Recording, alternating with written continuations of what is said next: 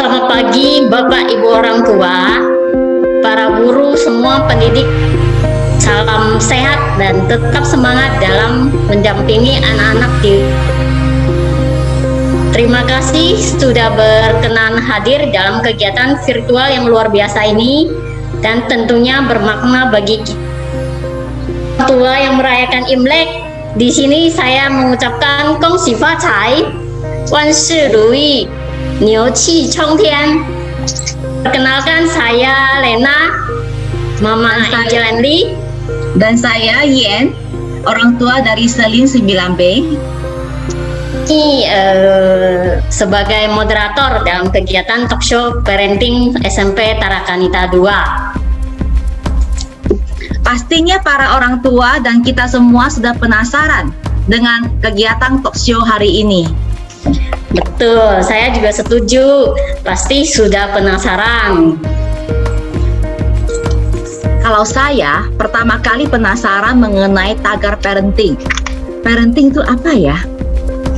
Mengutip dari Kementerian Pendidikan dan Kebudayaan Republik Indonesia, parenting dipahami sebagai sebuah interaksi yang terjadi antara orang tua dan anak dengan tujuan mendukung perkembangan fisik, emosi, sosial, intelektual, dan spiritual. Suatu pola pengasuhan anak oleh orang dewasa dengan hubungan biologis yang memiliki 3 tujuan utama. Pertama, memastikan anak-anak selalu dalam keadaan sehat dan aman. Kedua, mempersiapkan anak-anak agar tumbuh menjadi produktif. Ketiga,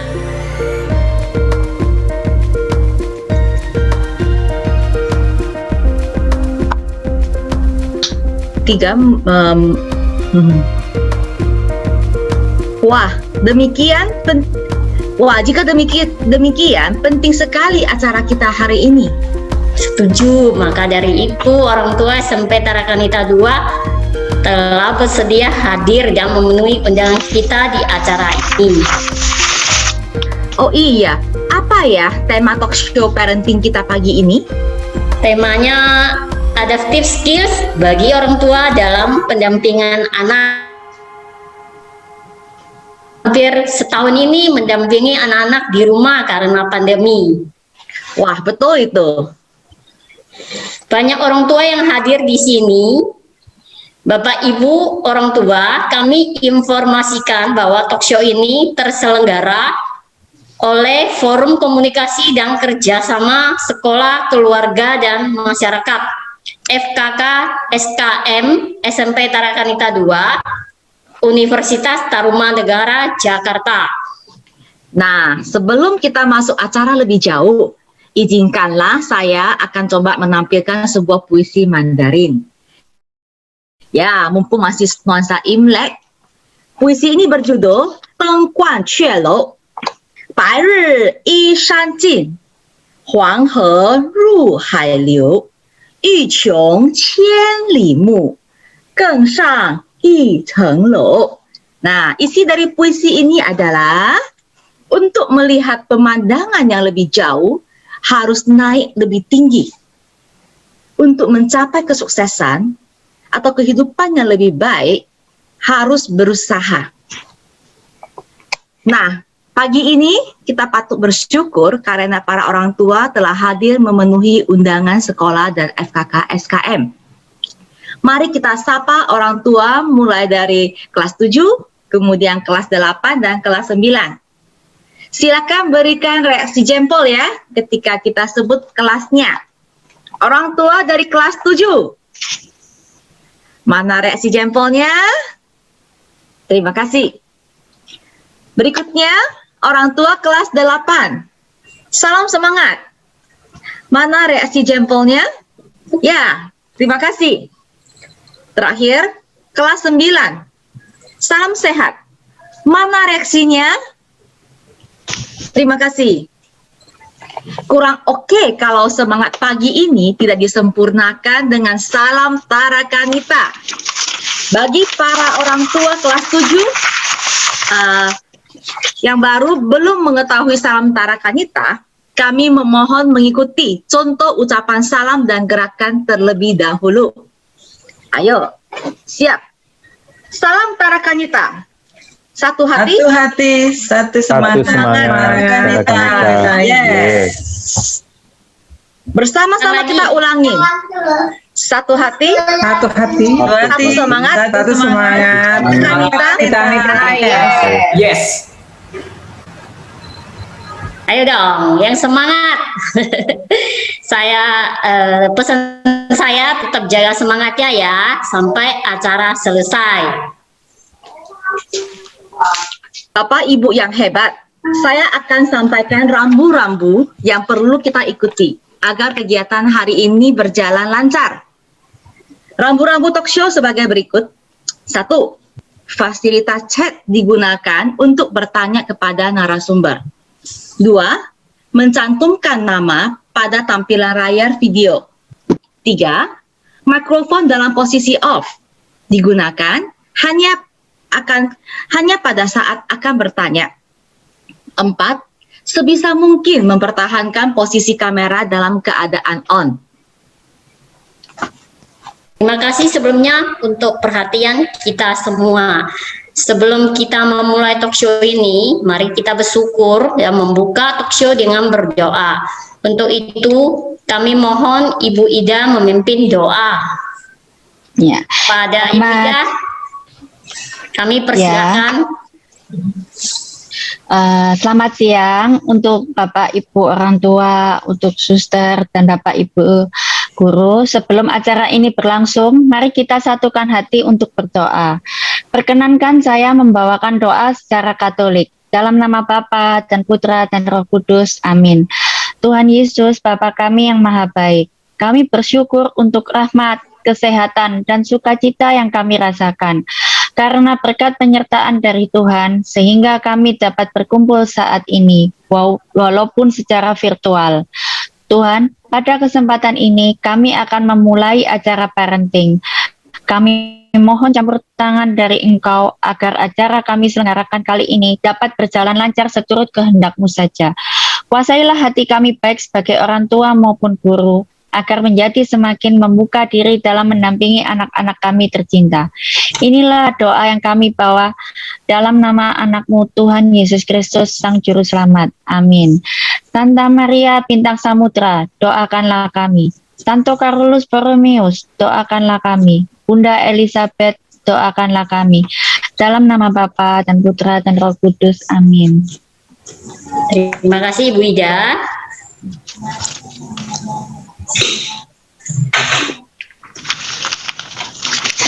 Mari hening sejenak dan mengarahkan hati pikiran. Saya akan memasak bakmi goreng panjang umur. Saya memasak bakmi goreng ini dengan ibu saya. Bahan-bahan untuk membuat bakmi goreng panjang umur.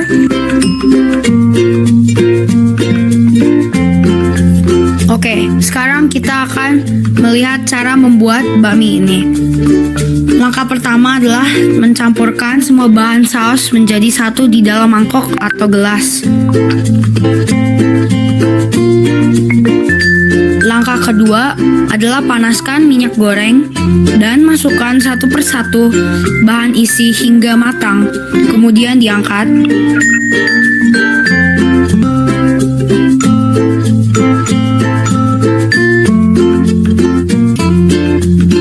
Setelah itu kita akan memasukkan bawang putihnya dan telurnya. Tunggu hingga telurnya agak mengeras bagian bawahnya. Setelah itu kita akan aduk-aduk. Kemudian kita masukkan bakmi, terus kita aduk-aduk. Setelah itu kita akan memasukkan saus, terus kita akan aduk-aduk hingga sausnya merata. Setelah itu kita akan memasukkan kucai dan semua bahan-bahan isi yang telah digoreng sebelumnya. Setelah diaduk rata, masukkan arak masak, aduk-aduk sebentar, kemudian matikan api kompornya. Bakmi goreng panjang umur siap disajikan. Nah, Nah, mudah kan membuat bakmi goreng panjang umur? Kalian bisa mencoba membuatnya sekarang atau pada perayaan spesial berikutnya. Nah, mungkin beberapa dari kalian penasaran, apa bedanya bakmi biasa dengan bakmi goreng panjang umur?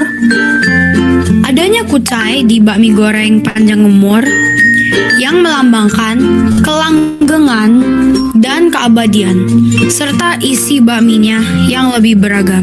Oke, sekian untuk video kali ini. Mohon maaf jika ada kata-kata yang kurang berkenan, dan terima kasih untuk menonton video ini.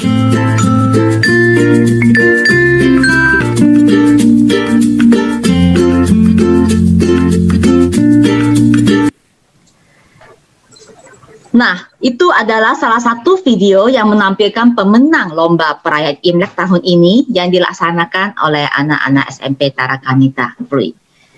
Nah, ternyata anak-anak Tarakanita pintar masak juga ya. Mantap kolaborasi Dave dan mamanya dalam menghidangkan menu masakan Imlek. Ini adalah Saya pikir itu satu hikmah positif loh. Selama pandemi, dalam semua kegiatan anak-anak bisa lebih dekat ke orang tua. Ibu Yen. Ya, patut diacung jempol. Oh.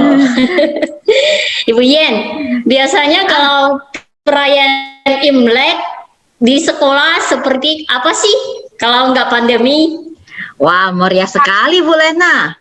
Ada barongsai, pesta makanan Imlek, dan lomba-lomba. Untuk jelasnya, yuk kita lihat liputan berikut ini.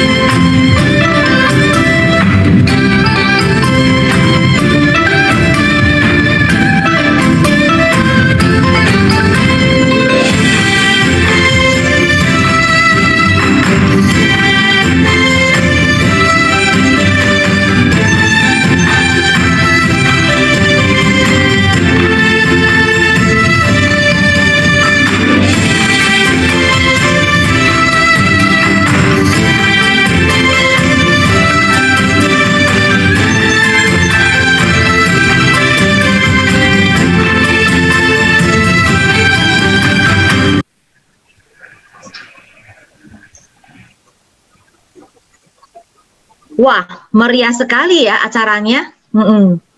Selanjutnya kita mendengarkan pengantar dari Kepala Sekolah SMP Tarakanita II.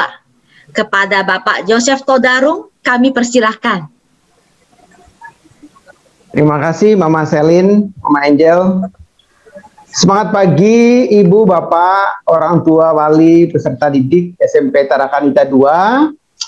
Dr. Naomi dari Universitas Tarumanegara Jakarta, Zen Lause dari China, rekan-rekan pejuang pendidikan bermakna, para guru, karyawan SMP Tarakanita II.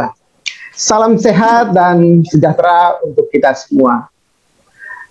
Luar biasa.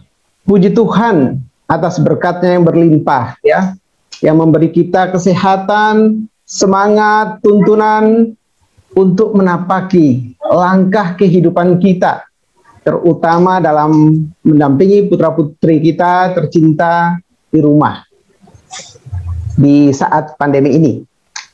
Terima kasih untuk kehadiran Bapak Ibu di ruang virtual ini, media di mana putra-putri kita pun setiap hari menggunakannya untuk belajar di masa pandemi COVID-19. Saya mengawali pengantar ini dengan berita gembira. Begini Bapak Ibu, terutama Bapak Ibu orang tua, bahwa SMP Tarakanita II tetap dipercaya oleh masyarakat, oleh ibu bapak semua ya, di mana saat ini target pencapaian PPDB 2021-2022 sudah terpenuhi. Sudah 3 kelas, luar biasa ya. Profisiat untuk orang tua dan masyarakat, keren banget. Namun tentu saja kami masih terbuka untuk menerima peserta didik yang lain, siapa tahu kita bisa membuka kelas yang baru. Nah ini berita gembira ya. hari baru penuh syukur pada Tuhan, dan kita harus mengabarkan hal-hal yang positif dan hal-hal kebaikan. Ini menjadi evidence bahwa kualitas pembelajaran dan pelayanan SMP Tarakanita II mendapatkan apresiasi dari masyarakat, dan bagi SMP Tarakanita II, improvement atas pembelajaran bermakna, menjawab kebutuhan belajar peserta didik, atas keterampilan masa depan yang menjadi tuntutan, dan kesesuaian dengan konteks kehidupan sangatlah penting. Salah satu kunci menurut saya keberhasilan ini adalah kolaborasi kerjasama sekolah, keluarga, dan masyarakat. Hari ini di ruang virtual kita mewujudkan kolaborasi tersebut melalui kegiatan talk show parenting, yang mana kami sangat bersyukur karena diinisiasi oleh FKK-SKM Sinar Kasih. SMP Tarakanita II bekerja sama dengan UNTAR, Universitas Tarumanegara Jakarta. Tentu saja lewat tema yang menarik, yakni bagaimana kita bicara tentang adaptive skills dan manfaatnya bagi pendampingan kita sebagai orang tua terhadap anak-anak di rumah masing-masing. Mewakili rekan-rekan SMP Tarakanita II, kami sangat mengapresiasi peran orang tua yang sangat konkret dan bermakna dalam pendampingan anak-anak di rumah, kolaborasi interaksi yang luar biasa ya. Peran orang tua itu memberi feedback semangat juga untuk para guru dalam pendampingan di sekolah.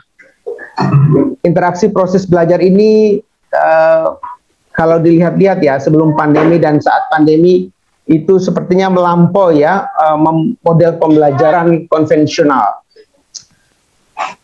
Kedua narasumber kita akan memberikan inspirasi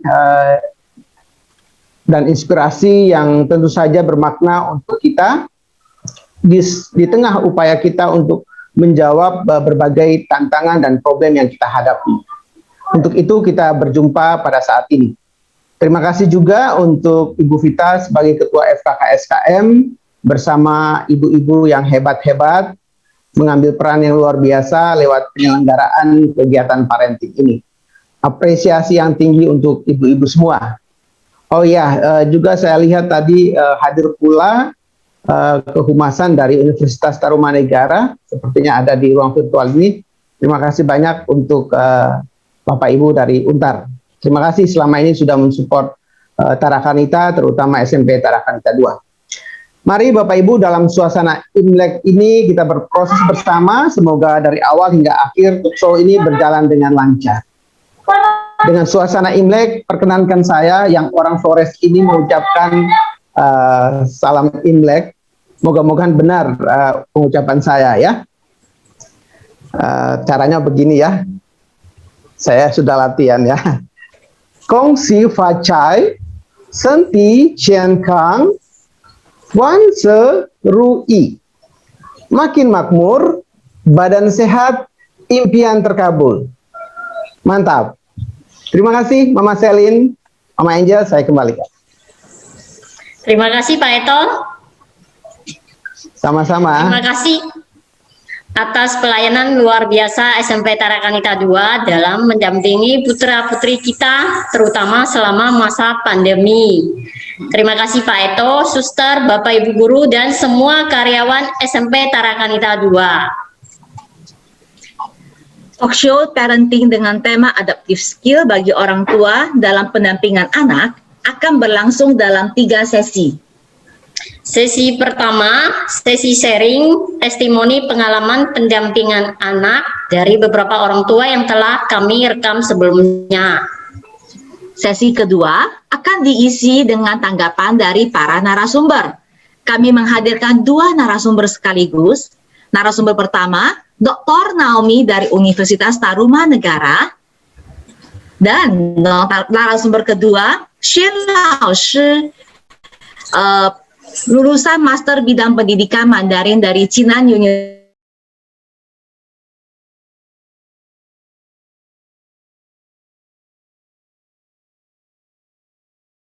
Kita juga akan menampilkan sekilas liputan perayaan Imlek dari anak-anak dan dengan karya kreatif dan menarik dari peserta didik SMP Tarakanita II. Karya anak-anak hebat patut kita apresiasi bersama.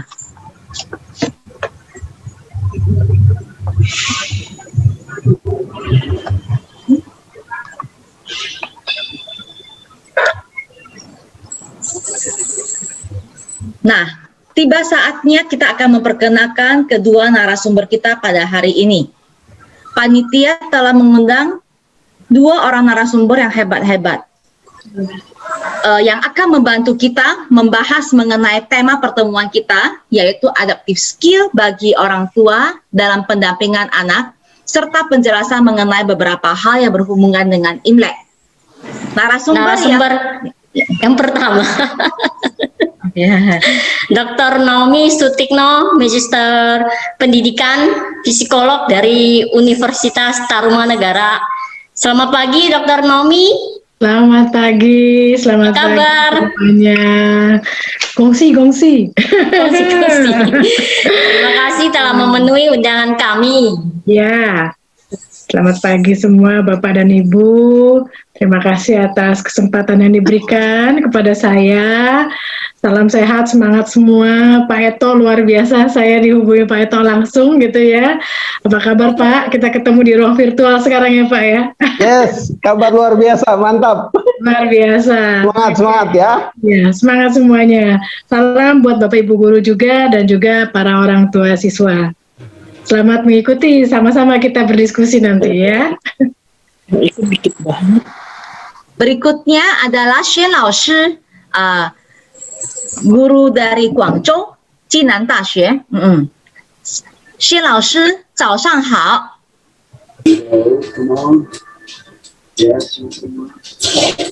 还没开声音啊。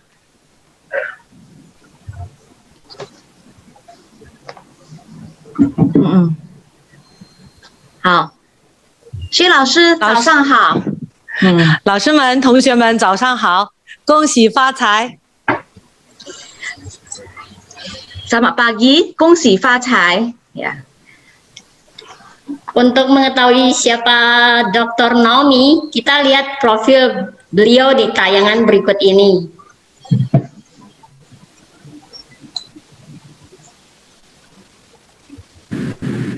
Dr. Naomi Sutikno, MPD Psikolog. Beliau terlahir di Jakarta 5 Oktober 1973. Saat ini, beliau bekerja sebagai dosen Fakultas Psikologi Universitas Tarumanegara, Jakarta. Riwayat pendidikan: sarjana psikologi diraih di Universitas Kristen Maranatha tahun 1997. Profesi psikolog di Universitas Kristen Maranatha tahun 1999. Magister Administrasi dan Manajemen Pendidikan di Universitas Kristen Indonesia tahun 2009. Gelar Doktor Ilmu Psikologi diraihnya di Universitas Pajajaran tahun 2018. Dan saat ini sebagai dosen tetap di Fakultas Psikologi Universitas Tarumanegara. Pengalaman kerja baik klinis maupun akademis: beliau sebagai staf pengajar di Fakultas Psikologi Universitas Kristen Krida Wacana, sebagai staf pengajar di Akademi Keperawatan Mitra Keluarga, praktek psikologi klinis di Rumah Sakit Omni Pulau Mas. Pengalaman penelitian dan publikasi beliau: lebih dari 10 penelitian yang telah dipublikasikan dalam penelitian ilmiahnya. Mengenai prestasi, beliau pernah menerima hibah penelitian disertasi doktor dari Kemendikbud Dikti. Beliau juga aktif dalam organisasi profesi maupun ilmiah. Saat ini, beliau sebagai anggota Himpunan Psikologi Indonesia. Beliau juga anggota Ikatan Psikologi Klinis dan pengurus pusat Asosiasi Psikologi Forensik. Itulah beberapa catatan CV dari Dr. Naomi Sutikno, MPD Psikolog, yang akan menjadi narasumber dalam kegiatan talkshow hari ini. Semoga pengalaman beliau dapat memberikan wawasan kita dan dapat memberikan sumbangsi bagi pengembangan ataupun pendampingan pada anak didik kita. Selanjutnya guru terbaik adalah pengalaman kita. Pengalaman mengajarkan kita untuk melakukan perbaikan, mengajarkan kita untuk memiliki keberanian, mengajarkan kita untuk memiliki harapan dalam menggapai mimpi-mimpi kita. Berbagi pengalaman juga berarti berbagi ilmu dalam harmoni refleksi atas pengalaman itu sendiri. Mari kita sekarang memasuki sesi 1, di mana kita akan mendengarkan pengalaman dari beberapa orang tua murid. Pertama, kita simak sharing dari orang tua Laurencia Nicole.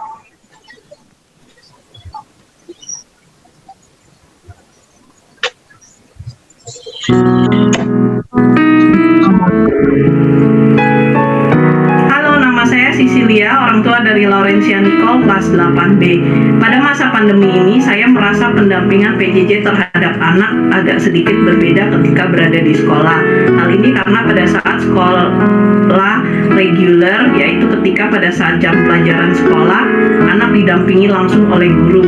Sedangkan sekarang ini pada saat PJJ, anak harus didampingi oleh orang tua di rumah dan dibimbing guru melalui Zoom.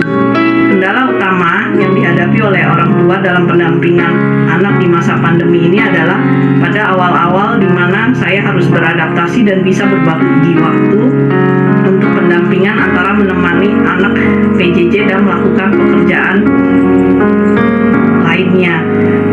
Solusinya yaitu lama-lama saya sudah bisa mulai beradaptasi dan membiasakan diri dengan situasi baru sehingga kegiatan pendampingan dan kegiatan saya yang lainnya dapat berjalan dengan baik. Terima kasih.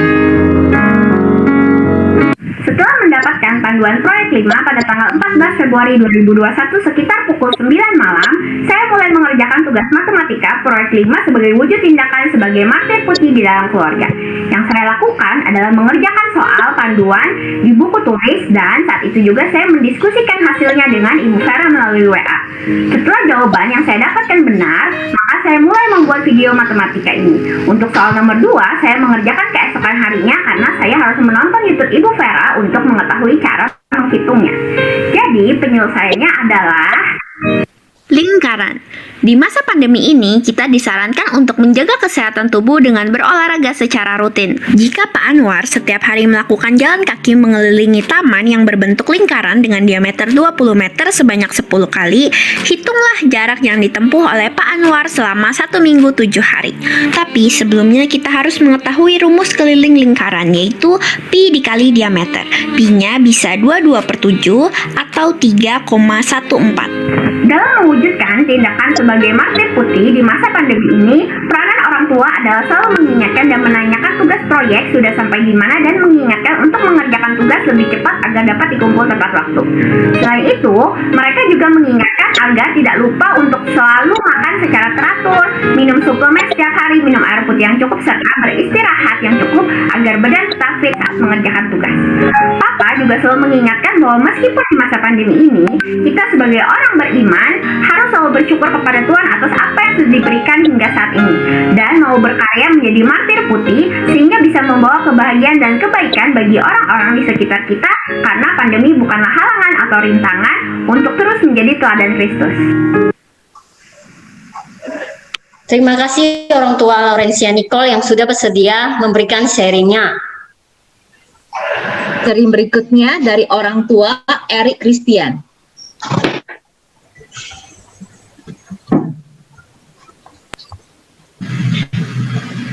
Selamat pagi, salam sejahtera bagi kita semua. Perkenalkan, nama saya Evi, orang tua dari Erik Christian kelas 9B. Sudah hampir 1 tahun anak-anak melaksanakan pembelajaran jarak jauh atau PJJ. Tentu ada perbedaan dalam pendampingan anak saat PJJ dengan saat sekolah tatap muka. Dulu pada saat sekolah tatap muka, sebagian besar waktu belajar anak ada di sekolah dengan dibimbing secara langsung oleh guru. Biasanya sepulang kerja, saya hanya menanyakan apakah ada hal yang perlu dibantu atau kejadian yang penting di sekolah. Berbeda dengan saat PJJ, di mana guru hanya bertemu dengan anak secara virtual. Saya jadi merasa perlu untuk memberikan lebih banyak pendampingan dalam pembelajaran. Misalnya, dengan selalu mengingatkan anak saya agar fokus dan tidak bermain gadget pada saat jam pelajaran. Hal ini karena guru hanya bertemu secara virtual dan tidak mungkin bisa mengawasi semua anak. Saya juga selalu mengingatkan agar anak tidak lupa mengumpulkan tugas dan berani bertanya jika ada yang tidak dimengerti. Peran aktif sekolah yang selalu memberikan informasi di grup WA kelas juga sangat bermanfaat bagi saya untuk mengetahui perkembangan pembelajaran anak. Kendala yang saya alami dalam pendampingan anak di masa pandemi ini terutama adalah rasa jenuh yang dialami oleh anak saya karena tidak bisa bertemu dengan teman-temannya secara langsung. Apalagi anak saya adalah anak tunggal, sehingga sehari-hari dia hanya bertemu dengan saya dan ayahnya saja di rumah. Anak saya jadi kadang terlihat bosan dan kurang bersemangat. Dalam hal ini, saya sebagai orang tua selalu memberikan motivasi agar anak tetap bersemangat dalam menjalankan aktivitasnya. Dan karena saat ini saya bekerja dari rumah, saya mencoba untuk memperbanyak komunikasi dengan anak dan melakukan berbagai aktivitas bersama-sama. Selain itu, saat ini sekolah menerapkan sistem PJBL yang saya rasa sangat baik dan bisa membantu mengurangi kejenuhan. Anak saya bisa menghabiskan waktu dengan asyik mencari informasi di internet, belajar untuk berani mengungkapkan pendapatnya sendiri, dan mengembangkan kemampuan presentasi dalam menyajikan produk akhirnya. Demikian pengalaman saya dalam pendampingan pembelajaran anak. Terima kasih. Terima kasih Mami Erik Christian. Sharing yang sangat bermanfaat. Sharing terakhir dari orang tua Matthew Adinoto. Mari kita simak.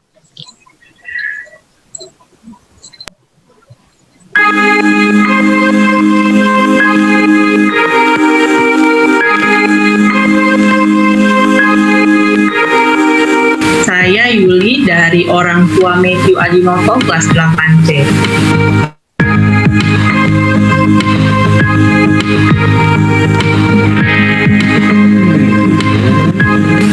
Ya, selama masa pandemi ini yang jelas saya merasa sebagai orang tua pendampingannya lebih penuh ya, karena kan pembelajarannya juga dari rumah.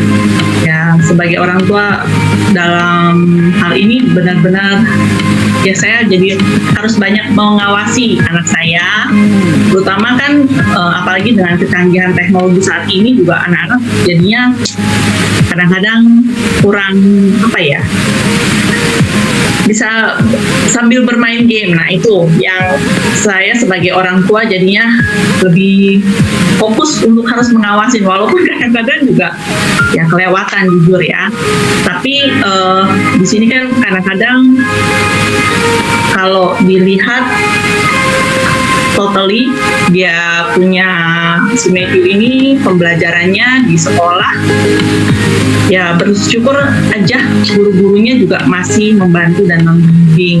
Tapi kalau untuk sebelumnya sih kalau untuk belajar yang di sekolah itu Matthew lebih baik lah ya, nggak perlu saya banyak awasi, mungkin karena memang kan karena berinteraksi langsung dengan para guru-guru di sekolah.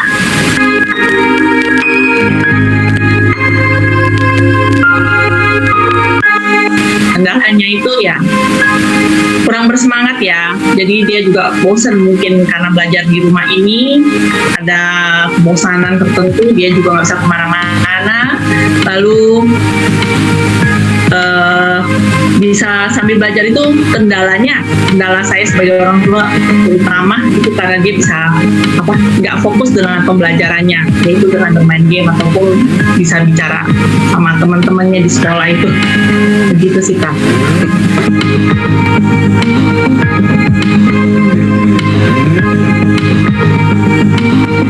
Solusi terus terang saya juga masih sebagai orang tua masih dalam pembelajaran.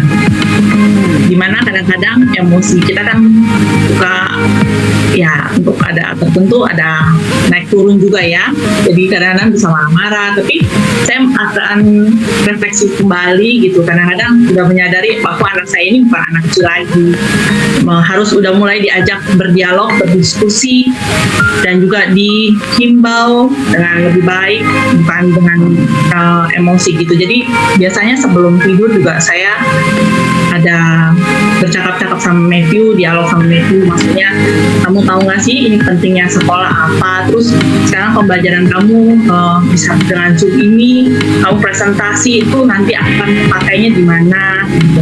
Jadi berusaha untuk membuka dia punya pengertian dan wawasan dia, nanti ilmu yang dia dapat itu akan bisa dia pakai untuk masa depannya di mana.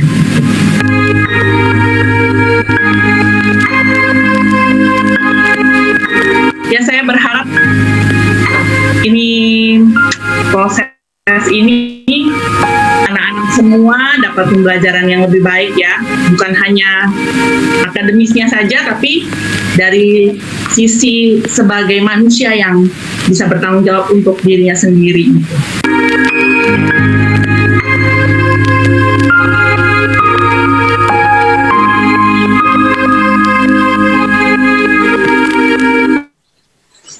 Wah, sharing yang sangat bagus ya. Nah, terima kasih kepada semua orang tua yang telah memberikan sharing pengalamannya. Mari kita beri reaksi jempol untuk para orang tua yang sudah berkenan sharing.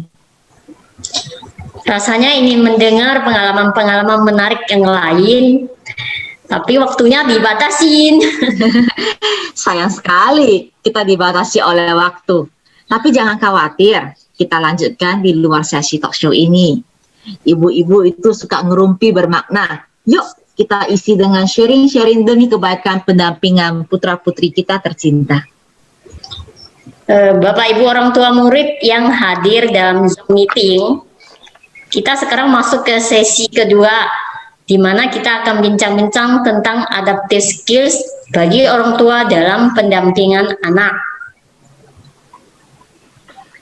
Tapi juga sekaligus kita akan mendalami soal Imlek yang baru kita rayakan bersama. Kami sudah mengajukan beberapa pertanyaan yang berasal dari survei kepada orang tua dan telah diolah oleh panitia kepada tiap narasumber. Tapi bagi orang tua yang masih memiliki pertanyaan selama kami tanya jawab, silakan tulis di kolom chat agar nanti pada sesi 3 dapat kami sampaikan kepada narasumber. Pertanyaan pertama kepada Dr. Naomi. Dokter, bagaimana pendapat dokter yang dilakukan ibu-ibu orang tua murid SMP Tarakanita 2 yang sudah ditayangkan dalam sharing orang tua tadi? Apakah sudah baik, sudah cukup, atau ada yang perlu ditambah, ada yang perlu diperbaiki? Iya, terima kasih Bu Lena. Ya, menarik sekali ya. Tadi saya juga sudah menyimak video dari para orang tua. Luar biasa sekali orang tua zaman pandemik ini, di masa pandemik ini benar-benar punya tugas tambahan gitu ya. Tugas tambahannya tidak hanya sebagai orang tua yang harus bekerja dan mendampingi anak, tapi juga ikut mengajar gitu ya, ikut mengajari anak-anaknya selama di rumah gitu ya. Nah, kalau tadi para orang tua ada yang menjelaskan apa yang dia lakukan kepada anaknya gitu ya, sudah bagus ya. Semoga itu ditingkatkannya pasti dengan berbagai macam tips nanti yang mungkin saya akan sampaikan untuk bisa meningkatkan semangat belajar anaknya, untuk bisa memotivasi anaknya ya. Tapi juga kita perlu juga sebagai orang tua untuk kita bilangnya cukup perhatian terhadap kemungkinan terjadinya juga anak memiliki masalah dalam belajar, dalam beradaptasi di masa pandemik ini. Gitu Bu Lena, Bu Yen. Terima kasih. Sekarang pertanyaan pertama untuk Xian Lao Shi. Apa itu Imlek? 春节是什么？大家好，春节呢是大家都知道了，我们现在正在过牛年的春节，这个节日呢，在中国呢已经流传了4000多年了。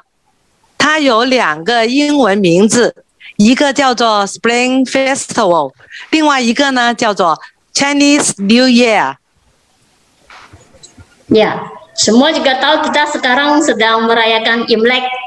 Menurut penanggalan Imlek tahun ini adalah tahun Kerbau. Tahun baru Imlek dalam bahasa Mandarin disebut Chunjie. Kalau bahasa Inggris Spring Festival atau Chinese New Year. Kalau orang Jakarta biasanya sebutnya Kuonian. Atau ada juga sih yang ngomong Xinjia. Itu juga artinya tahun baru. Perayaan Imlek ini sudah dirayakan 4000 tahun lebih. Xian Laoshi. 你好，王老师。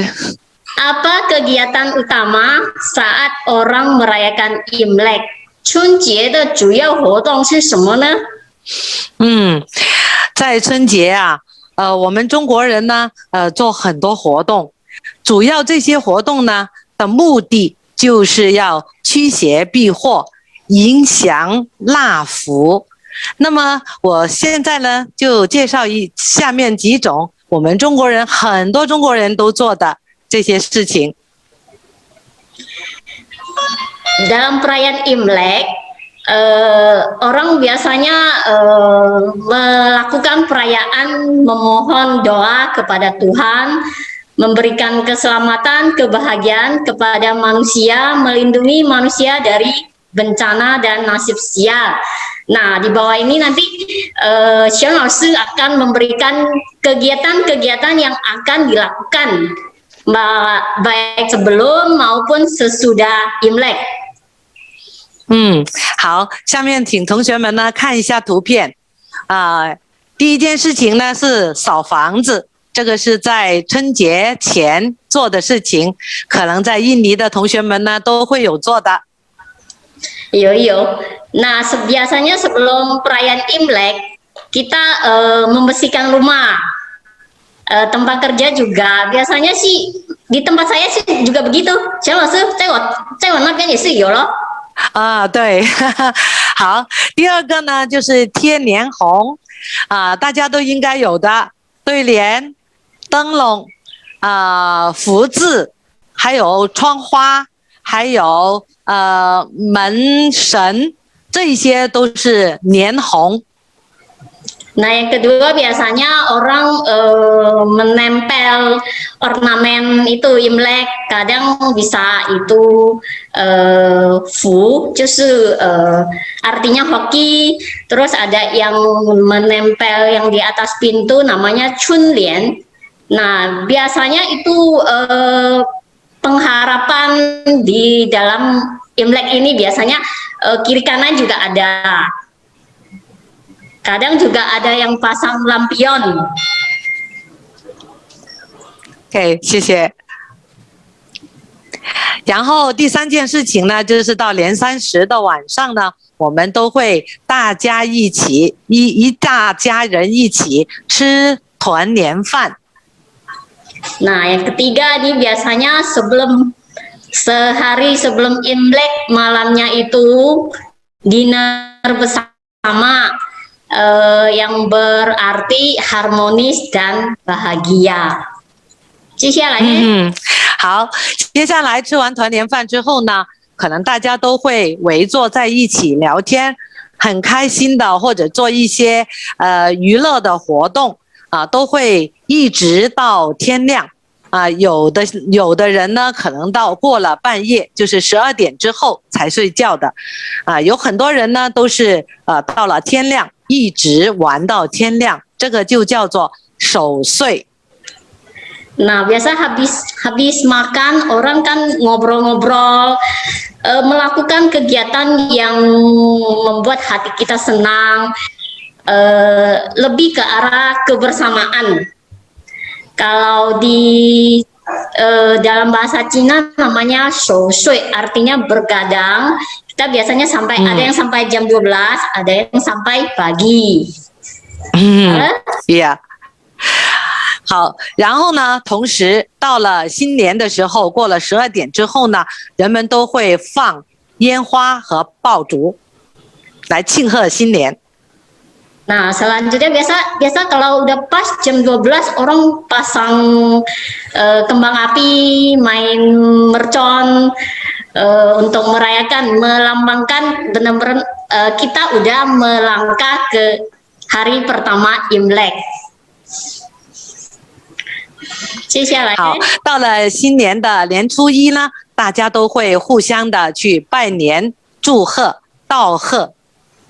Nah, hari pertama Imlek biasanya orang kan ke tempat orang di sini namanya silaturahmi. Kalau orang bahasa Mandarin namanya paimian. Kita mendoakan selamat dalam memasuki tahun baru agar diberi rezeki sepanjang tahun. 好，然后在街上呢，会有很多舞龙舞狮的表演。 Nah, biasanya di mana-mana ada barongsai, ada tarian naga, itu semua kegiatan yang merayakan Imlek. Halo, 接下来呢？接下来主要的活动就是这一些了。 Ya, di atas itu kegiatan-kegiatan yang biasa dilakukan dalam perayaan Imlek. 好，谢谢薛老师啊，谢谢分享。谢谢。Berikut ini pertanyaan untuk Dr. Naomi. Apa itu adaptive skills dan bagaimana kita sebagai orang tua dapat mengembangkannya, terutama dalam konteks pendampingan bagi anak-anak di masa pandemi ini? Ya, oke, Bu Yen. Suara saya terdengar seperti soalnya signal saya kayaknya sedang tidak stabil di rumah ini. Tapi cukup terdengar ya Bu Yen ya? Terdengar. Terdengar ya? Ya, jadi kalau kita bicara apa itu adaptive skill gitu ya, keterampilan beradaptasi, maka kita akan memahaminya bahwa kemampuan adaptif itu adalah pengertian dalam psikologi ya, mengenai upaya memahami manusia sebagai multidimensi, di mana dimensi-dimensi kita itu digunakan untuk apa? Ya, untuk bisa beradaptasi dengan menggunakan pikiran kita, konsep-konsep. Ya, kita jadi paham tentang mengingat, tentang berbahasa gitu ya, tentang membaca, menulis itu konseptual. Tapi juga kita berbicara bahwa beradaptasi atau menyesuaikan diri gitu ya terhadap aspek sosial. Ya, aspek sosial itu berkaitan dengan pikiran, perasaan, kemampuan komunikasi, pertemanan seperti itu. Dan juga kita bicara adaptasi itu berkaitan dengan adaptasi terhadap tugas-tugas praktikal. Ya, tugas-tugas praktikal. Jadi kita memperhatikan yang namanya kemampuan adaptasi itu banyak sekali yang harus diperhatikan dari anak-anak kita, gitu ya. Juga dalam hal kita beradaptasi menghadapi lingkungan atau kondisi pandemik saat ini juga. Ya, itu juga perlu menjadi perhatian. Mencakup baik komunikasi, ya, bagaimana berkomunikasi di masa pandemik ini. Kita harus beradaptasi terhadap hal itu. Komunikasi di masa pandemik pastinya kita sekarang dituntut untuk apa? Menggunakan device atau gadget, gitu kan? Ya, itu komunikasi. Kemudian beradaptasi berkaitan juga dengan aktivitas sehari-hari, daily living skills ya. Jadi kita perlu beradaptasi dengan aktivitas kita sehari-hari. Kalau kita tidak ada pandemik, mungkin yang berangkat kerja pagi-pagi ya berberes, siap-siap berangkat kerja gitu ya, pergi ke kantor gitu. Tapi sekarang karena kerja dari rumah, maka apa yang harus dilakukan di rumah? Nah, ya. Seringkali malah mungkin anak-anak yang pagi-pagi biasa berangkat sekolah gitu, pagi-pagi udah mandi dan segala macam gitu, bisa saja ada perubahan di masa pandemi, ya, karena di rumah saja jadi malas mandi gitu ya, jadinya daily livingnya berubah gitu, karena kondisi pandemik ini yang di rumah saja. Socialization jelas, Bapak Ibu kita semua memperhatikan pasti ya, bersosialisasi di masa pandemi ini terjadi perubahan, ya kan? Yang tadinya ketemu langsung, sekarang harus lewat alat gitu ya, lewat peralatan seperti ini. Bahkan sangat mengandalkan yang namanya internet. Jadi sosialisasinya tidak langsung, ya. Itu juga pasti harus beradaptasi dengan keadaan perubahan itu, ya. Motor skill, ada aspek lagi dalam adaptif yaitu motor skill, keterampilan gerak, ya. Keterampilan gerak ini juga sekarang terjadi perubahan kan? Mungkin Bapak Ibu memperhatikan anaknya jadi jarang bergerak. Bergeraknya hanya duduk aja di depan laptopnya, ya. Kalau tidak disuruh keluar dari kamarnya mungkin di kamar aja gitu ya, harus didorong-dorong, ayo kita ketemu matahari gitu ya, mungkin menikmati matahari pagi dulu biar kena matahari, karena supaya imun tubuh kita butuh kena matahari, ya kan. Tapi kalau misalkan dia di kamar terus, kurang gerak, itu pun sangat beresiko terhadap kesehatan. Nah, hal-hal seperti ini yang perlu menjadi perhatian kita dalam beradaptasi gitu, Bu Yen. Ya, terima kasih Dr. Naomi. Iya. Ya, pertanyaan selanjutnya buat Dr. Naomi juga. Biasanya anak kalau sekolah tatap muka cenderung teratur dengan jadwal di sekolah yang ketat dan terpantau guru. Nah, saat pembelajaran jarak jauh ini di masa pandemi ini, anak-anak seakan keluar dari zona sekolah tersebut dan harus belajar dari rumah. Bagaimana cara orang tua memotivasi anak-anak untuk belajar sendiri tanpa disuruh? Berharap sekali itu ya orang tua ya. Seandainya anak-anak kita apalagi usia-usia SMP bisa belajar sendiri tanpa disuruh, itu pasti bahagia banget kalau kita punya anak seperti itu. Tapi mungkin kita harus kembali ke gini Bapak Ibu. Kita harus ingat bahwa anak-anak kita ini masih usia SMP. Usia SMP itu usia remaja, ya kan? Peralihan dari masa anak-anak menuju ke dewasa. Baru di masa peralihan. Pun di SMP kita sebutnya peralihan awal gitu ya. Remaja awal kita sebutnya. Jadi memang baru berubah. Yang kadang-kadang orang tua berpikirnya, nah anak ini kan sudah mau ke dewasa, jadi dituntut terlalu keras gitu. Padahal ini anak baru masuk masa peralihan itu, ya. Yang SMP kelas 7 gitu ya, baru pubertas, ya kan. Ya, ini perubahan yang begitu banyak di masa SMP, ya. Secara biologis mereka berubah, ya. Secara pikiran kognitif, otaknya berkembang juga, jadi terjadi perubahan. Nah, perubahan-perubahan itu yang perlu kita bantu sebenarnya, orang tua perlu bantu supaya tidak terlalu kita buru-buru gitu ya, terlalu diburu-buru. Tapi juga jangan terlalu dimaklumi. Nanti kalau terlalu dimaklumi, ya sudah, Bapak ya sudah, ya. Gini Bapak Ibu, kita perlu tahu ya, kalau anak masuk masa pubertas, peralihan ya dari anak ke remaja kan, masuk masa pubertas, SMP ini masa pubertas. Ini Bapak Ibu mulai perhatikan laki-laki dan anak perempuannya, mulai masuk masa pubertas.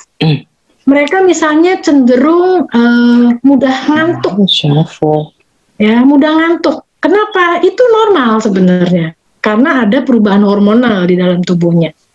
Tapi tadi saya bilang jangan terus dibiasakan, ya udah tidurnya berkepanjangan, tidak juga. Ya tetap harus dibangunkan, harus diajakin beraktivitas gerak supaya otot-otot tubuhnya berkembang dengan lebih baik. Ya, nah.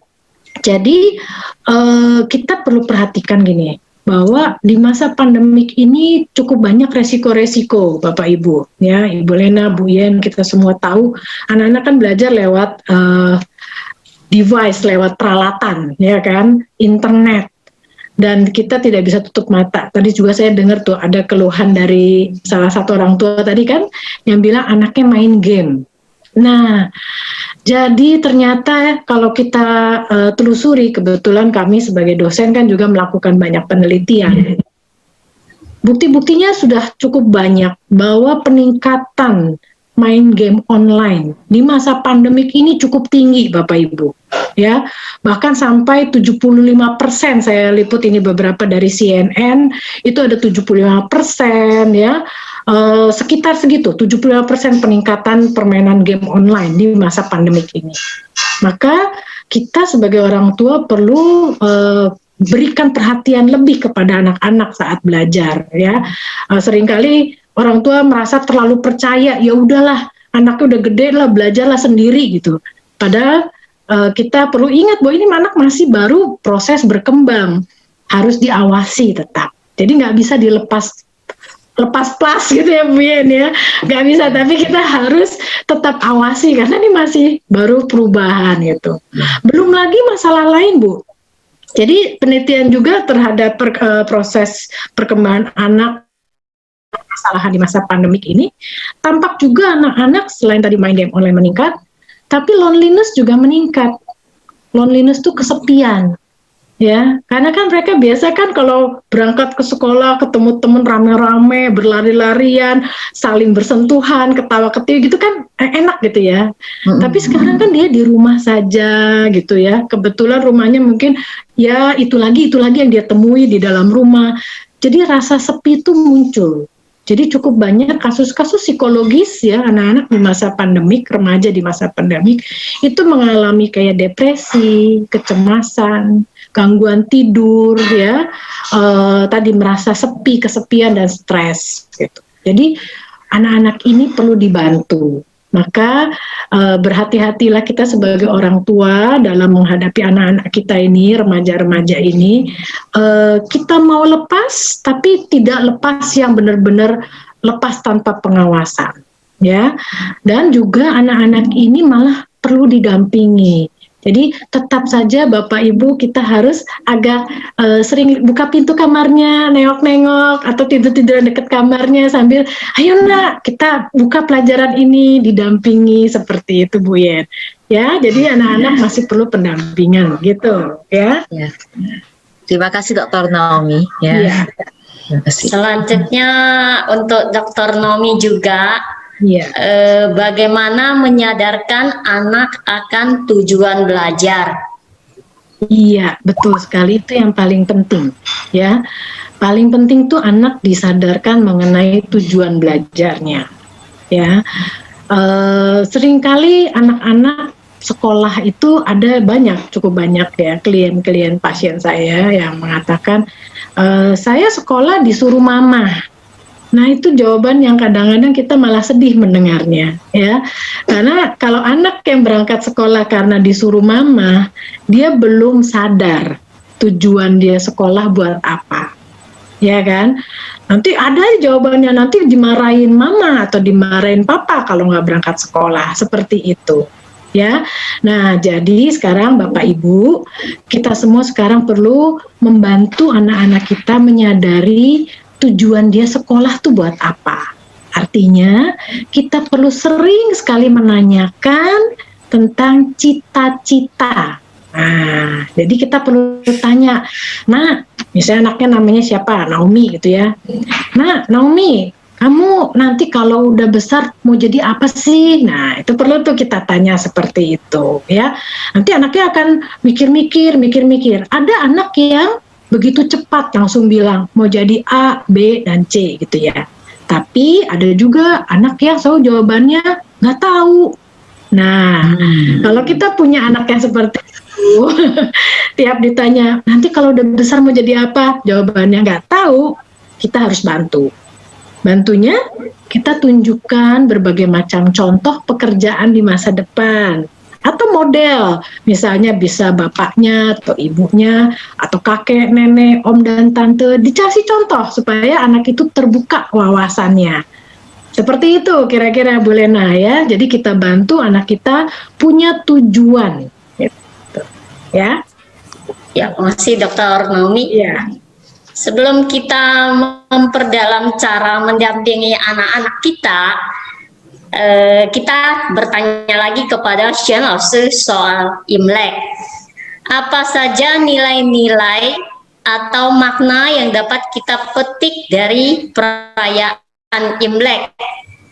祝春节赋予了什么意义？Xian老师还没开声音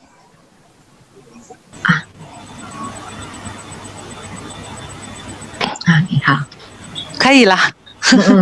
可以了。对不起。听到了吗？听到。好，春节，春是一岁之首，就是第一个季节，万物起始，万物更生啊。我们庆贺春节呢，只意味着新的一个轮回的开始，人们呢就祈求新年吉祥康泰，五谷丰登。谢谢。Musim semi merupakan awal dari semua musim dalam satu tahun, menandakan awal dari segala hal mendapat kembang, tumbuhan mulai tumbuh dengan daun yang hijau, menandakan mulainya satu siklus dalam satu tahun.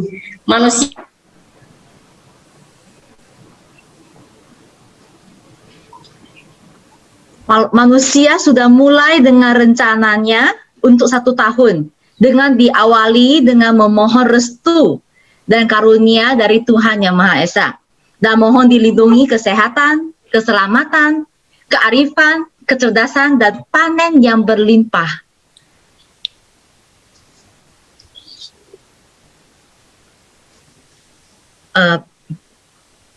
Banyak makna dari perayaan Imlek, namun jangan lupa menanyakan yang satu ini. Xuan Laoshi, mengapa ada angpao? Xuan Laoshi, 红包的意义是什么？古时候因为科学不发达，医学也不发达，那么传说呢，就是说小孩子呢很容易受到邪惑鬼祟的侵害，就是一些不好的东西的侵害。那么传说呢，红包呢可以压住这一些邪祟，所以呢，人们呢就给小孩子红包，然后呢保护孩子们平平安安的度过一年。Makna diberikan angpau, ya, 谢谢Xuan Laoshi. Makna diberi angpau kepada anak kecil adalah mengusir aura jelek agar terhindar dari gangguan roh jahat. Dipercaya angpau bisa menekan roh jahat sehingga anak bisa tumbuh dengan sehat dan selamat. Zaman dahulu angpau diberikan uang koin yang dibungkus kertas merah. Sekarang koin nilainya kan kecil ya, jadi selain diberi koin juga diberi uang kertas di dalamnya. Nah, tapi bagi sebagian orang, angpau diisi dengan uang kertas juga dan diisi 2 buah koin untuk menekan roh jahat. 所以呢，在年30晚上，长辈们给小孩子也会给一个红包，叫做压岁钱。Jadi dibawa untuk keluarga dekat, biasanya angpau diberikan di malam sebelum Imlek. Namanya Ya Sui Qian. Ya. 谢谢Xuan老师。谢谢。Dengan jawaban Laoshi mengenai angpau, kami dari panitia akan bagi-bagi angpau dalam bentuk door prize. Nah, siapa yang beruntung pada hari ini mendapatkan door prize? Door prize hari ini diberikan kepada Bapak Ibu orang tua yang memberikan respon tercepat dalam pengisian survei pengembangan program parenting. Kita bacakan ya dari urutan teratas. Ayo, Yang pertama, Bapak Johnson, orang tua Fabian Bradley, kelas 7B. Yang kedua, ayo siapa? Kristiani, orang tua Jessica Angelina Putri, 8A. Terus selanjutnya yang ketiga, Cindy Dahlia, wali dari Daniel Wijaya Chang, 8C. Selamat ya kepada yang beruntung hari ini. Untuk informasi lebih lanjut nanti akan dihubungi Bu Erna dan Bu Dian ya. Setelah bagi-bagi angpau, kita lanjut ke pertanyaan berikut untuk Dr. Naomi. Apakah ada tips berkomunikasi efektif dan bermakna dengan anak sehingga tidak stres dalam belajar di masa pandemi ini? Ya, oke. Tipsnya ya, bagaimana kita berbicara dengan anak kita yang remaja-remaja ini nih ya. Tapi mungkin yang paling penting Bapak Ibu, kita kenali dulu karakteristik kepribadian emosi anak kita. Itu paling penting ya. Kita pasti sebagai orang tua, kita kenal sifat anak kita. Emosinya seperti apa? Kalau lagi semangat seperti apa? Kalau lagi ngambek seperti apa? Kita harus kenali dulu ya. Kenali dulu apa saja sih yang membuat dia bersemangat. Apa saja sih yang membuat dia sedih, apa saja yang membuat dia sebel ya, kita harus kenal dulu itu ya. Kenalilah anak Anda ya, itu nomor satu, paling penting. Saat kita kenal anak kita, tahu kapan dia senang, kapan dia susah, kapan dia mudah dikasih tahu, kapan dia sulit dikasih tahu, maka kita cari waktu yang tepat untuk berbicara kepada dia. Ya, karena kalau anak sedang ngambek, marah-marah, ngambek, diajak ngomong, pasti Bapak Ibu merasakan susah, ya kan? Ya, maka kita cari waktu, ya, cari waktu yang tepat supaya kita bisa memberikan nasihat, ya, dengan baik dan anaknya pun mau mendengarkan. Ya, nah, kemudian tunjukkan ya, kita perlu menunjukkan kepada anak bahwa kita sebagai bapak dan ibunya ini adalah sistem support dia. Tunjukkan bahwa papa mama sayang itu anak.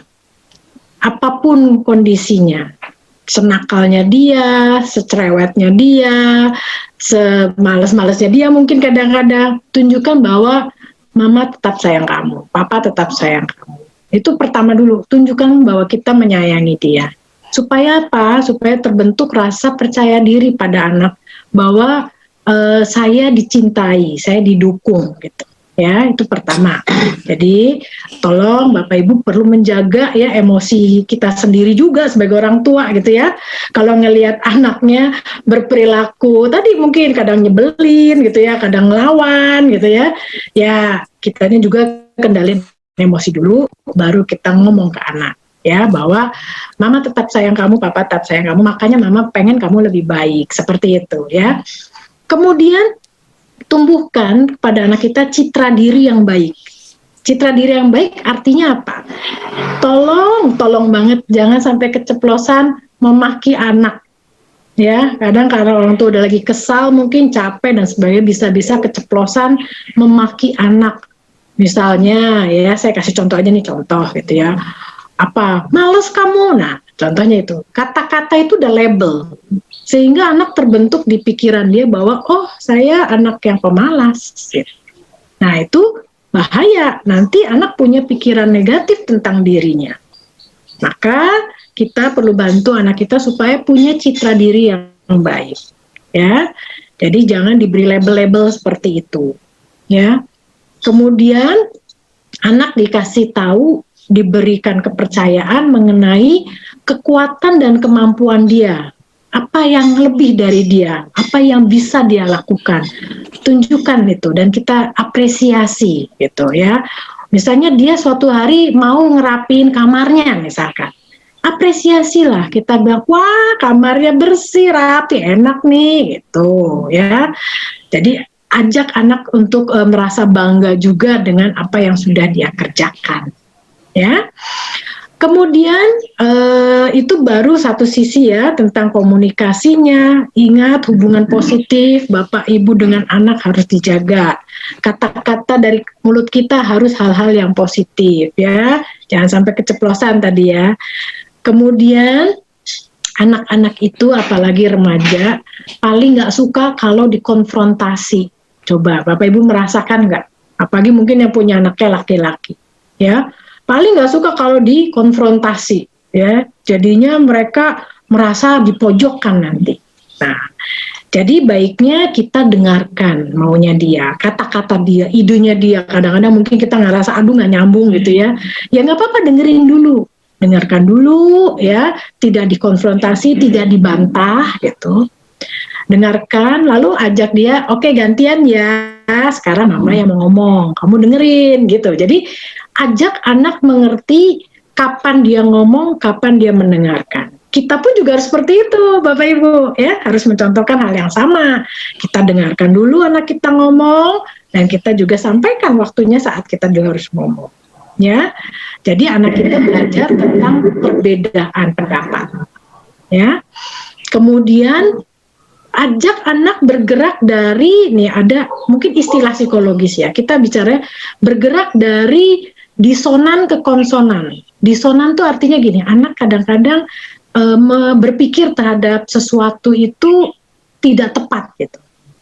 Ya, misalkan gini, misalkan temennya nggak telepon dia satu hari, terus dia bilangnya, aku dibenci teman. Nah, itu kan dia tidak tepat gitu. Masa karena satu hari nggak ditelepon terus dia bilangnya dibenci gitu kan.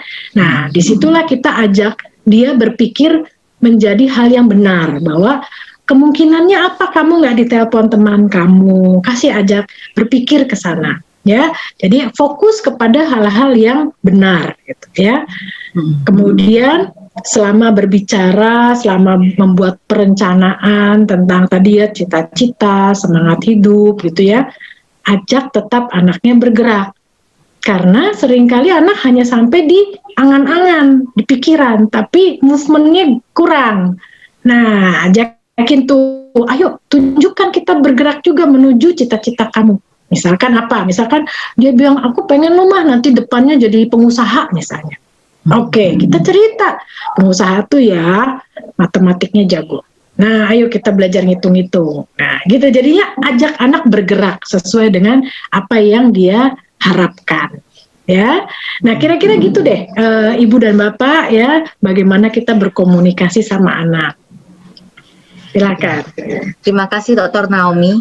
Ya. Pertanyaan terakhir dari survei orang tua untuk Dr. Naomi, bagaimana mengatasi perilaku anak yang kurang baik? Misalnya, tidak patuh terhadap apa kata orang tua, suka membantah, atau perilaku yang tidak baik lainnya.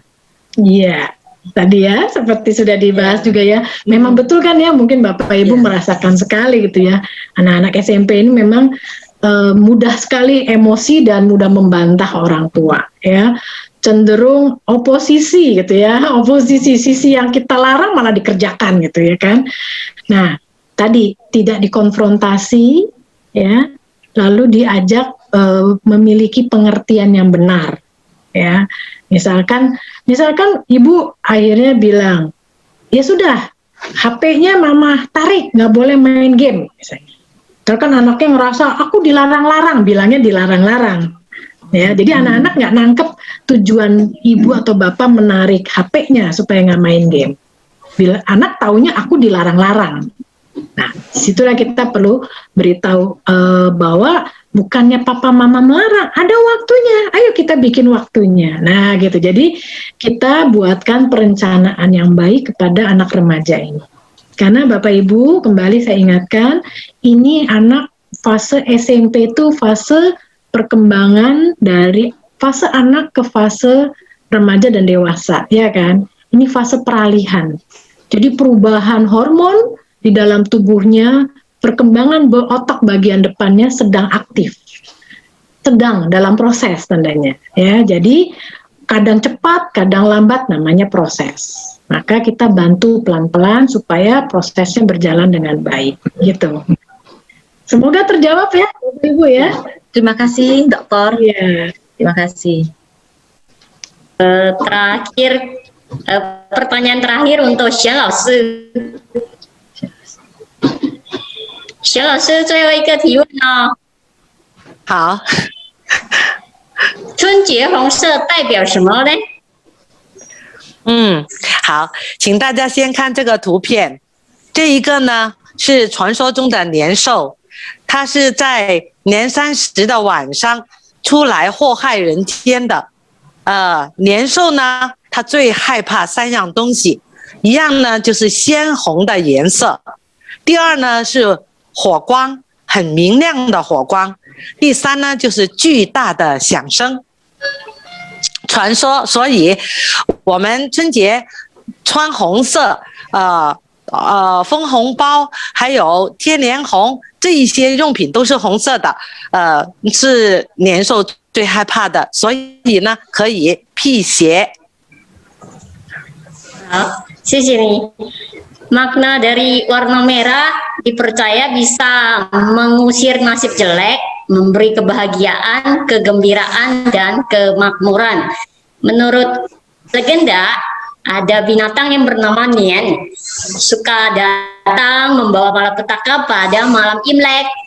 Nah, manusia mengusir Nian ini dengan 3 benda paling takut tuh, dengan warna merah, cahaya api, suara besar. Makanya pada perayaan Imlek orang memakai baju warna merah, serta main kembang api. Ya begitu. 好，这还有呢，除了辟邪之外呢，这个红色呢还代表着吉祥和喜庆。所以呢，我们有喜事的时候呢，我们都会穿红色。Nah, 谢谢。 selain itu, warna merah juga melambangkan kegembiraan, semangat. Jadi setiap kali kita ada perayaan, biasanya orang memakai warna merah. 谢谢老师。好，谢谢大家。谢谢你。谢谢，谢谢大家。Para hadirin, demikianlah pertanyaan yang sudah diajukan kepada narasumber kita. Juga jawaban-jawaban yang pastinya memberi inspirasi dan insight bagi kita orang tua dalam mendampingi anak-anak kita. Nah, sesi berikutnya adalah sesi tanya jawab. Yang merasa punya pertanyaan boleh langsung tulis di chat box. Kesempatan bertanya masih kita buka.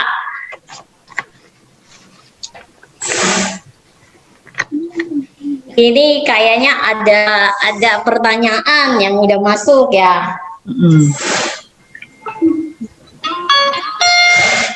Pertanyaan dari Mama Richard Lubis kepada Dr. Naomi.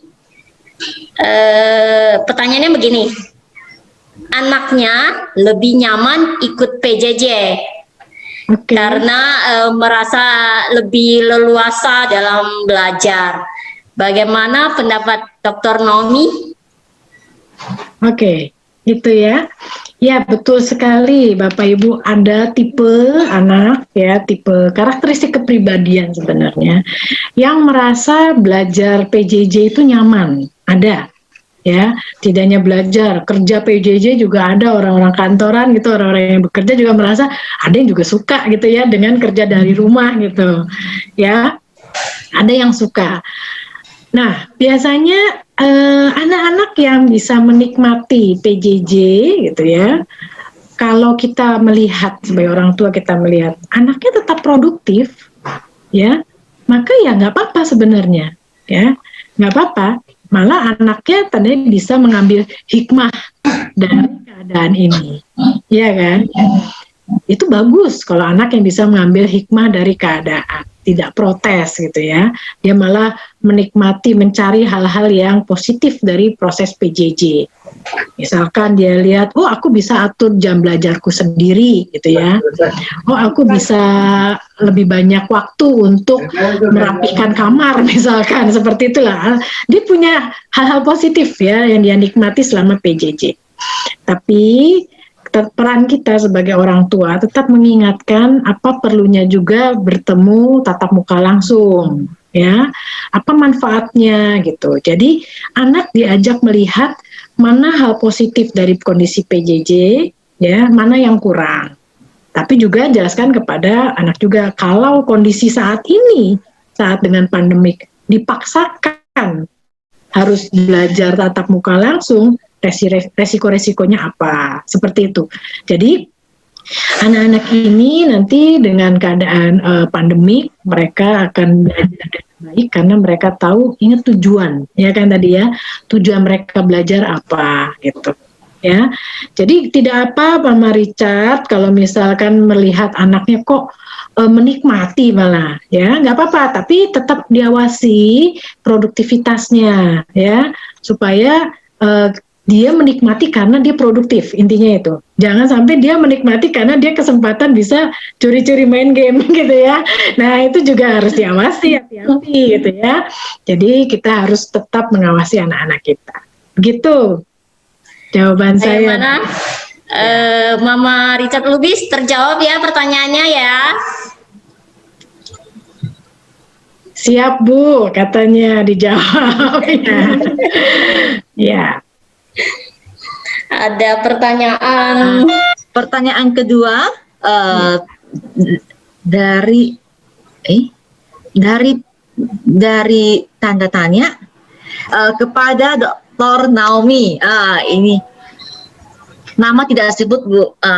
Jadi kepada narasumber Dr. Naomi, pertanyaan kedua, bagaimana menghadapi anak yang tidak ada motivasi belajar? Sudah diingatkan tapi masih saja kurang motivasi. Ya, silakan. Ya, betul. Ini dia yang tadi kita bicarakan ya, saya sampaikan bahwa anak-anak ini seringkali motivasi belajarnya tidak ada karena tidak mengetahui tujuannya.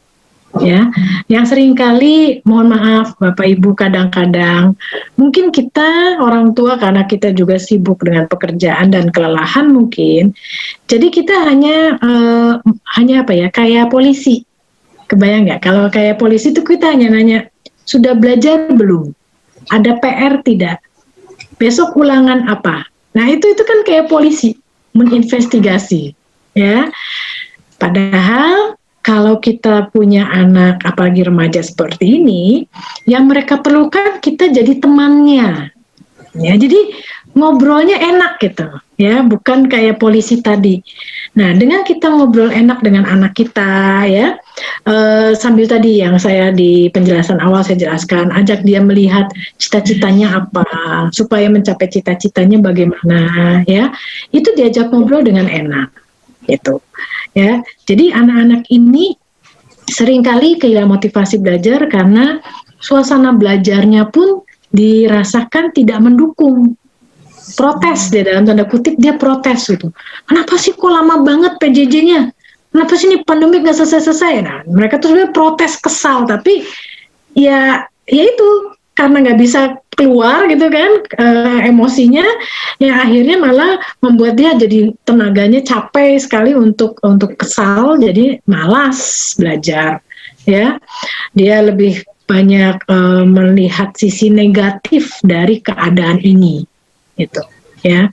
Padahal peran kita untuk membantu anak remaja ini melihat tadi ada positifnya dalam keadaan ini apa ya. Oke, kamu harus PJJ ya. Apa sih yang sulit? Coba dong cerita ke mama atau ke papa ya, ditanyakan ya.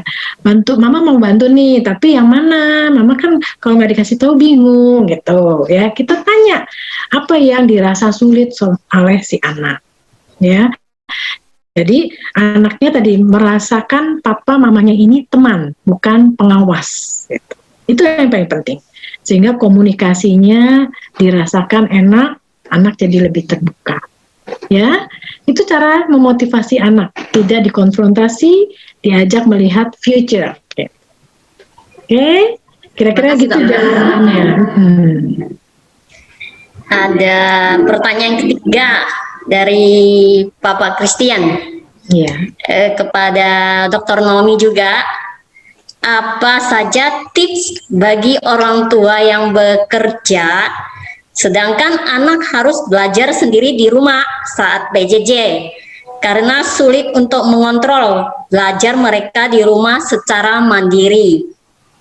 Bagaimana tips-tipsnya bagi orang tua? Iya, ya benar, Bapak.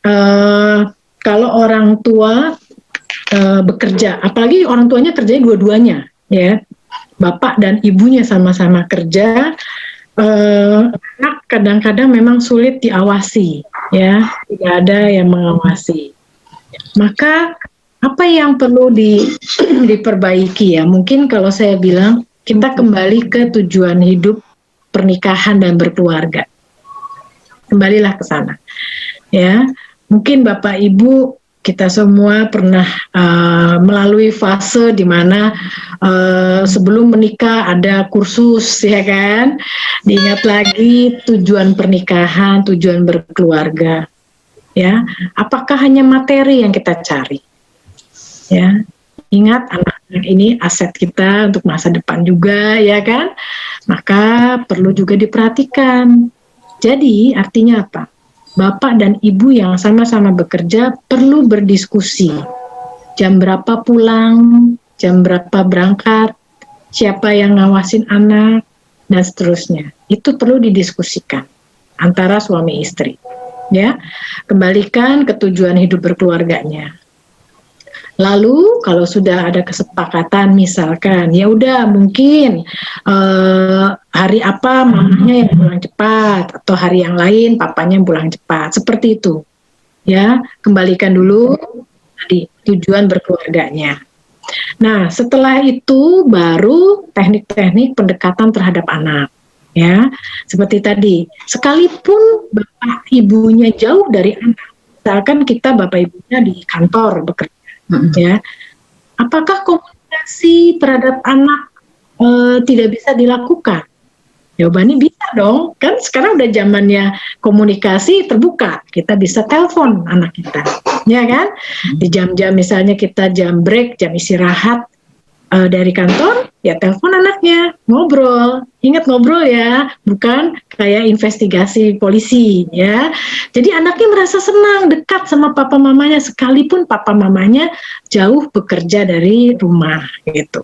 Ya, jadi Pak Christian, kembalikan tadi ya tujuan hidup berkeluarga, kebersamaan bersama pasangan, pembagian tugas dalam keluarga, lalu tetap berkomunikasi dengan anak sekalipun kita sedang bekerja. Ya, kira-kira begitu Pak Christian, semoga bisa terbantu. Terima kasih Dr. Naomi. Iya, Terima kasih. Iya. Pak Naomi. Iya, Bapak. Ada pertanyaan yang masuk lagi ya. Dari Mr. Joe kepada Dr. Naomi juga. Pertanyaannya, Dokter, perlukah punishment diberikan kepada peserta didik yang tidak disiplin? Jika ada, hukuman seperti apa yang baik dan membangun karakter anak? Dilihat dari kacamata orang tua dan tenaga pendidik. Iya. Terima kasih. Oke, Bapak Ibu, memang metode pendidikan pemberian reward and punishment itu salah satu bentuk metode pendidikan, ya.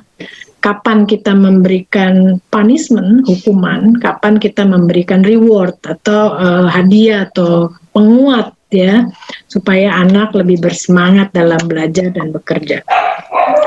Nah, yang pasti punishment itu jangan sampai punishment fisik. Tolong jangan sampai itu terjadi, ya. Kekerasan itu nggak boleh. Kekerasan itu macam-macam. kekerasan fisik kayak tadi ya, saya udah jelaskan. Kekerasan yang lain apa? Kekerasan verbal itu juga nggak boleh, ya. Kayak tadi saya di awal contohin, aduh kamu malas banget. Nah, itu kan udah kekerasan verbal tuh, karena melabel anak negatif, ya. Kenapa? Karena kekerasan, baik kekerasan fisik maupun kekerasan verbal, akan berdampak pada rasa percaya diri anak. Harga diri anak akan turun, ya. Konsep diri anak akan dirinya menjadi buruk. Nah, jadi tolong hindari kekerasan. Jadi hindarilah punishment yang bersifat kekerasan, ya. Nah, kalau gitu apa dong bentuk punishment-nya? Tetap anak perlu tahu bahwa dia salah, ya kan? Kalau tidak dihukum, anak nggak pernah tahu dia salah, ya. Mau anak kita bicara anak didik, mau bicara anak kandung gitu ya. Tapi anak itu tetap harus ditegur, diberitahu bahwa dia salah. Nah ini contohnya, nih Mama Lubis ceritanya apa? Punishment, ya. Jadi nah ini dia, Mama Lubis tulis, saya membaca soalnya. Memang punishment-nya adalah sebenarnya lebih ke ditegur anaknya. Satu, teguran penting, ya. Diberitahu bahwa mana kesalahan dia, dikasih tahu, dia harus tahu kesalahan dia. Ya. Ketiga, beritahu kerugian dia. Kalau dia salah, kerugiannya apa? Ya. Dia harus tahu ruginya apa kalau dia bikin salah. Apa ruginya kalau dia tidak buat PR? Nah, itu kita kasih tahu. Nah, dengan dia berpikir jauh tentang, oh iya rugi juga ya, gitu. Maka harapannya dia akan termotivasi untuk memperbaiki diri. Ya. Kalau masih juga belum teratasi, punishment yang lain adalah apa? Biasanya kita menarik hal-hal yang dia sukai. Ya, menarik hal-hal yang disukai. Misalnya dia suka apa? Misalnya dia suka nonton YouTube gitu ya. Nontonin game gitu. Nonton apa? TikTok gitu ya. Nah, maka peralatan untuk dia nonton itu kita batasin, kita tarik. Gitu. Ya, itu kalau udah sangat kepepet karena anaknya susah dikasih tahu lagi. Tarik hal-hal yang dia suka, itu punishment-nya. Ya, jadi kita biasanya sistemnya menarik hal-hal yang disukai anak. Lalu nariknya ini yang perlu modifikasi Bapak Ibu. Nariknya jangan drastis. Ya. Nariknya bertahap. Misalkan, ya udah, kalau yang biasanya Mama lihat nonton itu bisa 2 jam, Mama hanya boleh kasih kamu nonton 1 jam. 1 jamnya lagi kerja yang lain. Seperti itu. Ya. Jadi dibatasinya pelan-pelan. Makin lama makin habis memang. Harapannya sih jangan sampai ke sana, ya kan? Supaya anaknya semakin sadar bahwa oh dia sudah berbuat salah gitu. Ya, kira-kira itu ya Mr. Joe tentang bagaimana memberikan hukuman ya, tapi bukan kekerasan ya, tapi lebih ke menegur dan juga mengingatkan, lalu menunjukkan kerugian dia, lalu kalau paling buruk adalah menarik yang dia sukai gitu. Oke, semoga terjawab ya. Terima kasih atas jawaban-jawabannya Dr. Naomi, sungguh luar biasa. Mari kita berikan reaksi aplaus untuk para narasumber kita yang hebat-hebat. Nah, sebelum kita acara, kita lihat dulu lomba liputan, lomba perayaan yang tidak kalah menarik untuk kita lihat.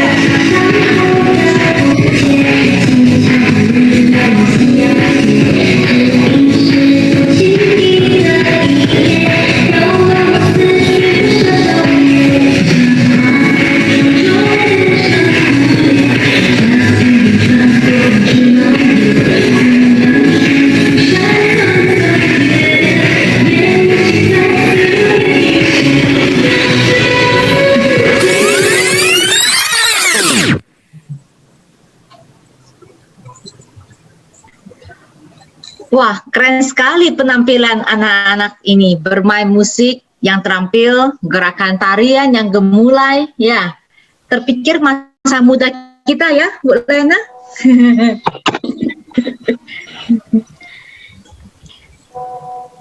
Luar biasa kreativitas anak-anak SMP Tarakanita 2 yang tetap cinta budaya. Yuk, yang belum bergabung di SMP Tarakanita, segera bergabung.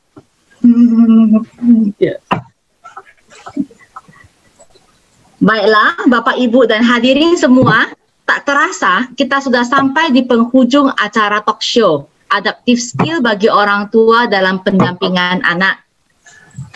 Benar, udah tahu-tahu udah sampai penghujung. Bagaimana kesan Mama Selin? Kesan saya sih setelah mendengar info dari narasumber ya, ini menambah kepercayaan diri kita dalam mendampingi anak dan juga menambah wawasan kita dalam info tentang Imlek.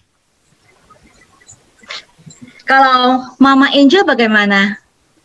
Kalau saya, kita biasa kan merayakan Imlek di sekolah tuh rame. Sekarang pandemi ya ini kita merasakan hal-hal yang baru, mengambil hikmahnya. Ya, juga tadi waktu di pembicaraan tadi ya, saya tiba-tiba terpikir ya, anak-anak kita yang biasa suka main di koridor Tarakanita, di pendopo ya, lari-lari di lapangan, sekarang di rumah mungkin ya harus mencari aktivitas yang sehat ya, gerak-gerak. Banyak perubahan. Iya, banyak perubahan ya.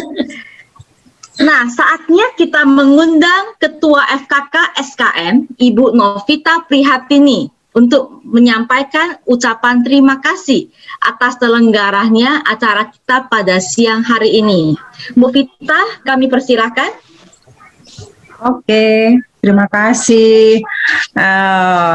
Sungguh hari ini bagus, keren ya.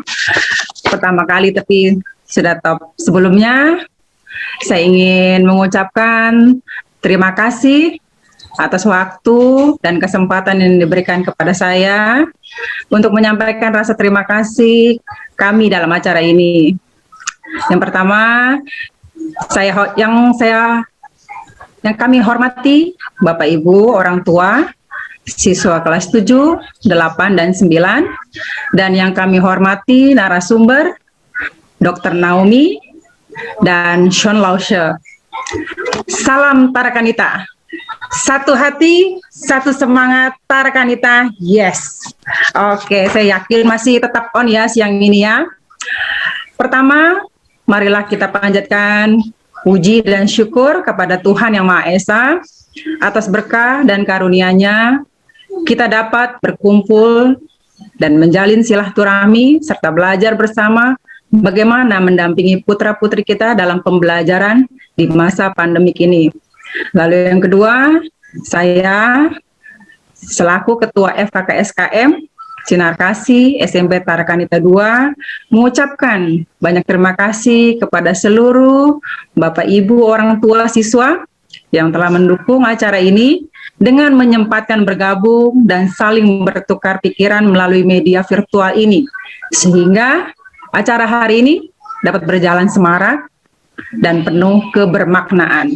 Terima kasih juga saya sampaikan kepada seluruh jajaran sekolah yang sangat mensupport FKK SKM dalam persiapan maupun pelaksanaan kegiatan talk show parenting ini sebagai bagian perayaan Imlek tahun ini. Biasanya kita di sekolah ramai sekali ya. Saya percaya dengan kita selalu bersinergi antara orang tua, sekolah maupun para siswanya langsung dapat semakin mengarahkan dan membimbing putra-putri kita dalam belajar dan mempersiapkan masa depan mereka. Tak ada gading yang tak retak. Begitu pula kami dalam melaksanakan kegiatan talk show parenting ini. Apabila dalam pelaksanaan ini baik sengaja maupun tidak sengaja melakukan kesalahan, kami mohon dimaafkan ya, sehingga kiranya memiliki usulan atau hal lain yang membangun dalam keterlibatan FKK SKM dengan pihak sekolah, kami sangat terbuka dengan kritik dan masukan. Akhirnya, saya ucapkan terima kasih atas semua dukungan dan partisipasi yang sudah diberikan pada kami. Semoga yang kita lakukan ini dapat semakin memajukan SMP Tarakanita dalam karya dan pelayanan mendidik putra-putri kita. Terima kasih. Waktu saya kembalikan kepada MC Ibu Lena dan Ibu Yen.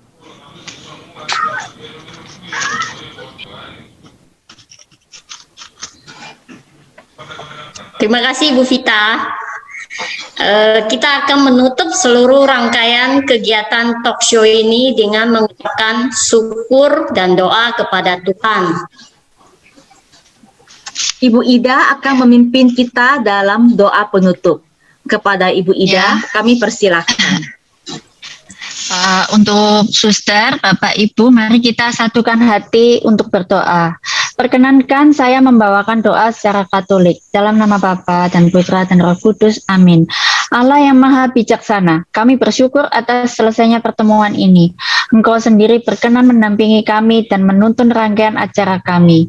Kami bersyukur atas pertemuan yang bermakna hari ini, yang kami yakini diilhami oleh Roh Kudus sendiri. Sudilah Engkau memberkati kami semua dalam mendampingi terhadap anak-anak kami. Kami mohon semoga kolaborasi dan komunikasi antar sekolah dan kami sebagai orang tua Kau berkati, sehingga kami terjalin erat dalam pendampingan. Bapa kami, mohon ampun atas kekurangan-kekurangan yang terjadi dalam acara ini.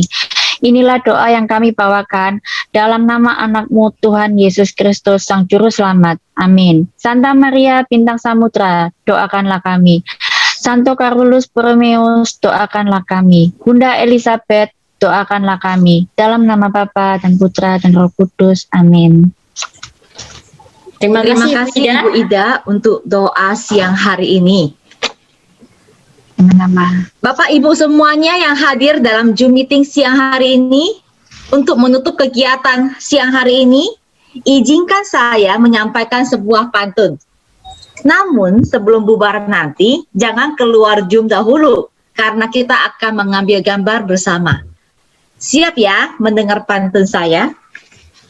Jalan-jalan ke sekolah Tarki, bertemu guru yang baik hati.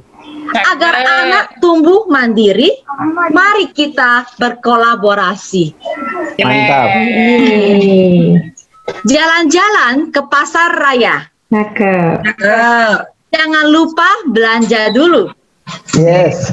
Jangan malu buka kamera. Mari kita foto dahulu. Ayo. Betul, kita betul. Yuk, mari Bapak Ibu, saya dan Bu Erna Pandu ya, izin ya, MC. Ya, mari buka kameranya seperti petunjuk MC. Kita lihat slide pertama Bu Erna. Ya, siap Bu Dian. Ya. Bu Dian ambil foto, saya yang hitung ya. Oke, siap. Buka kameranya, bergaya Bapak Ibu yang manis ya. Yuk, senyum. Oke, seperti Pak Dwi, Pak Lius, Bu Vera. Yuk, out of the box. 1, 2, 3. Good, manis semua ya. Lanjut. Satu, kemudian. Udah. Ya. Slide 2. Slide kedua. Siap-siap Bapak Ibu tetap bergaya walau di slide manapun. Masih ada beberapa belum buka kamera. Pak Joko mantap. Bantuannya, iya, terima kasih. Halo, Mama Yosef. Senyum manis dulu ya, Bu Amel, mari. Oke, dihitung Bu Erna. Hitung, 1, 2, iya. Krek. Siap. Berasa ya, sampai dimanapun. Slide ketiga. Tetap stay dengan ekspresinya. Yuk hitung Bu Erna. Yuk mari, 1. Dr. Naomi di saya slide 3. Iya, sama. Nah, sama ya. Yuk, Papa, Mama silahkan. Gitu. 2, 3, Pak Tony, senyum. Oke. Oke, sudah selesai ya ujiannya? Iya. Kembalikan ke Mama Selin dan Mama Angel. Terima kasih.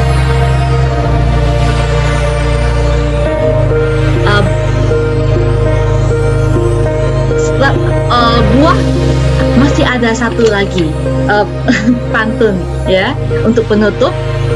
Buah durian, buah selasi, makan berdua bersama kita. Sehat badan, lingkungan bersih. Cukup sekian. Terima kasih. Terima kasih. Sampai jumpa.